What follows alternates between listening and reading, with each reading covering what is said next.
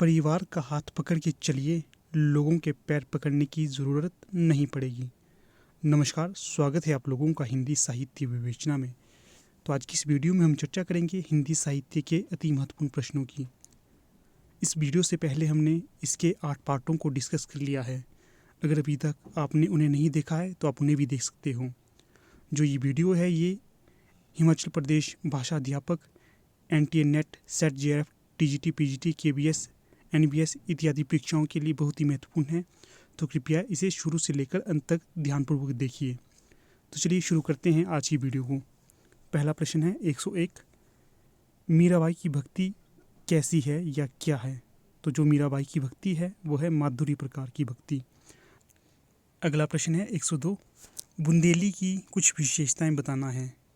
तो जो बुंदेली बोली है उसकी विशेषताओं के बारे में बताना है। तो इसकी जो विशेषताएं हैं वे इस प्रकार से हैं। ये पश्चिमी हिंदी की प्रमुख बोली है। प्रश्न पूछा जा सकता है कि जो बुंदेली है कौन सी हिंदी की बोली है? तो ये है पश्चिमी हिंदी की बोली।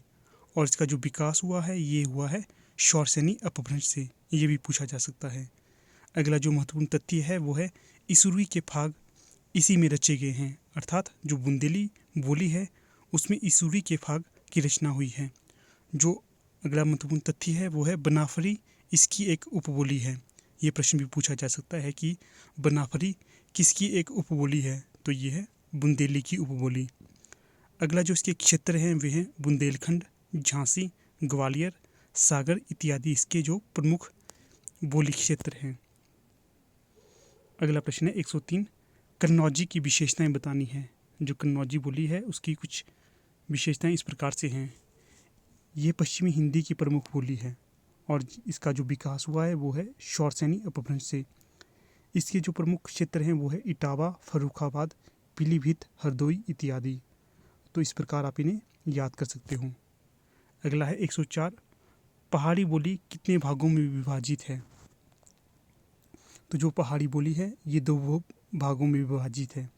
एक है पश्चिमी पहाड़ी और दूसरी है मध्यवर्ती पहाड़ी। अगला प्रश्न है 105, पश्चिमी पहाड़ी की विशेषताएं क्या हैं? तो जो पश्चिमी पहाड़ी है इसकी विशेषताओं के बारे में बताना है। पश्चिमी पहाड़ी की जो विकसित रूप है वो है अपभ्रंश से, अपभ्रंश के खस से। ये प्रश्न पूछा जाता है कि पश्चिमी पहाड़ी का विकास किस अपभ्रंश से हुआ है? तो ये हुआ है खस अपभ्रंश से। भोलानाथ तिवारी ने इसे शौरसेनी अपभ्रंश के उत्तरी रूप से विकसित माना है। तो ये भी पूछा जा सकता है कि जो भोलानाथ तिवारी हैं तो इन्होंने इसे किस अपभ्रंश से विकसित माना है? तो ये माना है शौरसेनी के उत्तरी रूप से।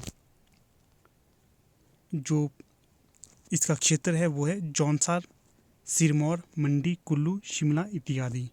तो इसे भी आप याद रख सकते हो।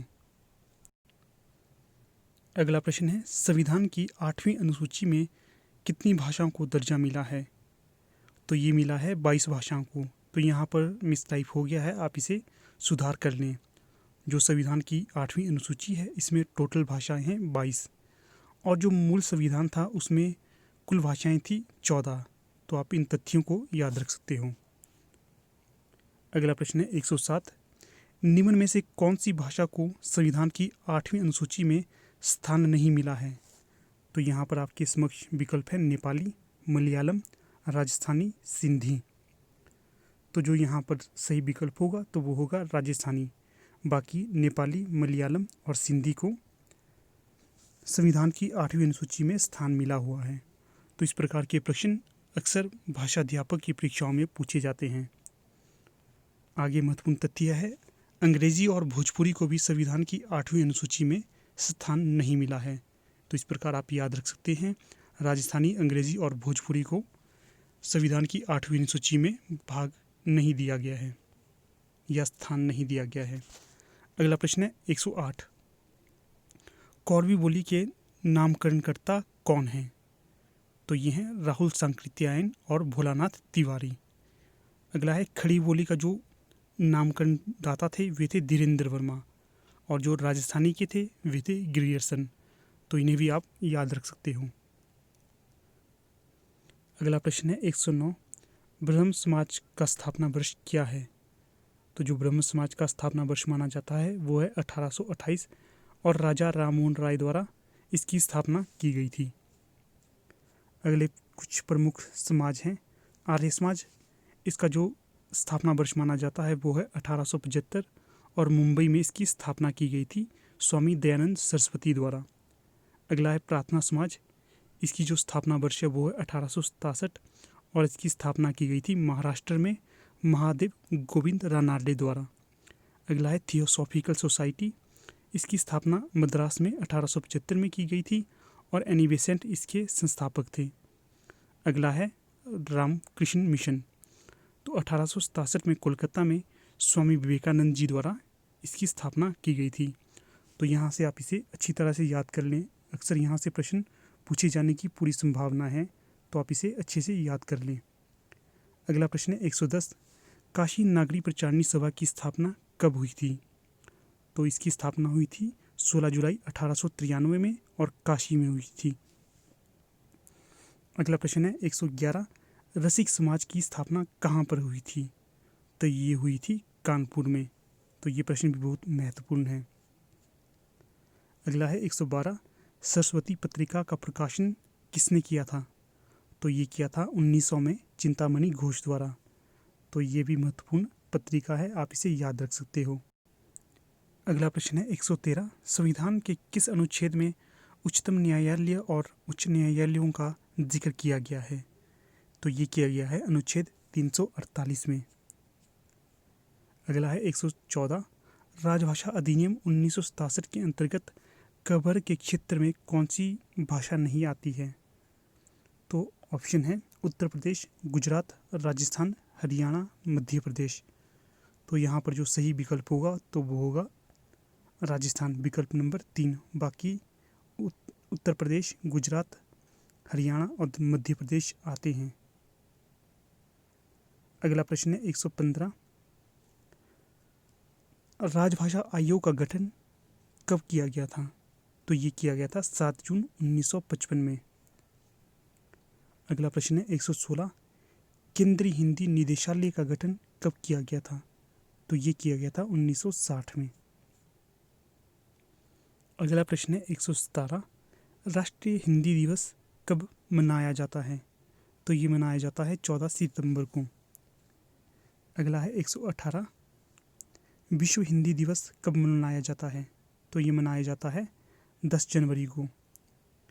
अगला है 119, कवि दिवस कब मनाया जाता है? तो ये मनाया जाता है 1 मार्च को। अगला है 120, विश्व कविता दिवस कब मनाया जाता है? तो ये मनाया जाता है 21 मार्च को। तो अक्सर इस तरह के प्रश्न भी 1-2 परीक्षाओं में पूछे ही जाते हैं, तो इसी के अंतर्गत इन परीक्षाओं को यहाँ पर लाया गया है। अगला प्रश्न है 121, द्वादश यश और हितजु को मंगल और भक्ति प्रकाश किसकी रचनाएं हैं? तो ये तीनों रचनाएं हैं चतुर्भुज दास की। जो चतुर्भुज दास थे ये थे कुंभन दास के पुत्र और ये दोनों पिता और पुत्र अष्टसखा में शामिल हैं। अगला प्रश्न है 122, रासपंचाध्यायी को हिंदी का गीत गोविंद किसने कहा? तो ये कहा था वियोगी हरि ने। और जो रासपंचाध्यायी रचना है ये है नंददास की रचना। अगला प्रश्न है 123, शुक्ल जी ने सूरसागर को क्या कहा है? तो जो शुक्ल जी ने सूरसागर जो रचना है सूरदास की, इसे कहा है उपलम्ब काव्य। अगला प्रश्न है 124, संतन को कहाँ सीकरी सुकाम पंक्ति किसकी है? तो ये पंक्ति है कुंभन दास की। अगला प्रश्न है युगल शतक और आदिवानी किसकी रचना है? तो ये रचनाएं हैं श्री भट्ट की। तो ठीक है, यहाँ पर हमारे आज के 25 प्रश्न खत्म हो जाते हैं। आज का प्रश्न आपके लिए है, सूरदास ने भगवान श्री कृष्ण की भक्ति किस भाव से की है?